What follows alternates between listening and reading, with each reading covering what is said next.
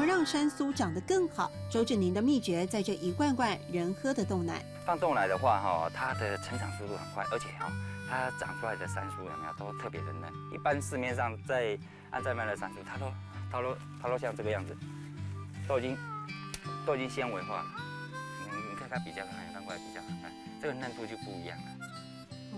哎，颜色也有差别。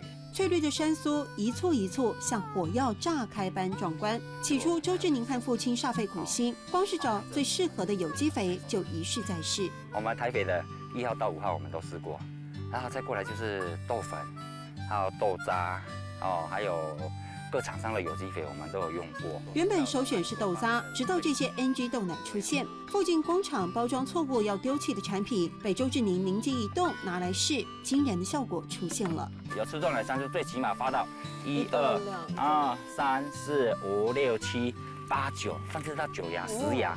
有机肥放下去还不见得比这个好。脆嫩可口的山苏，原住民最爱采嫩芽主食，如今已经成为野菜佳肴。如何尝鲜？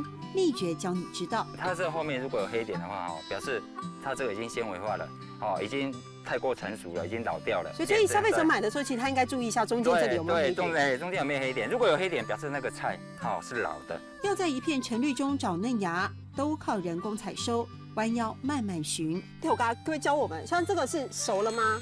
熟嘛？那山苏唔咩熟这样的，嫩这样的。就是不能熟的采，对，要嫩芽的时候采。对，要嫩芽的时候采，香料怎么就摘的嘞？香料怎么就熟嘞？所以做得早嘞。要怎么就做得早嘞？无心插柳的结果，和豆奶长大的山苏，以品牌概念，慢慢的闯出名号。熟嘛，做得早嘞。熟嘛，做得早嘞。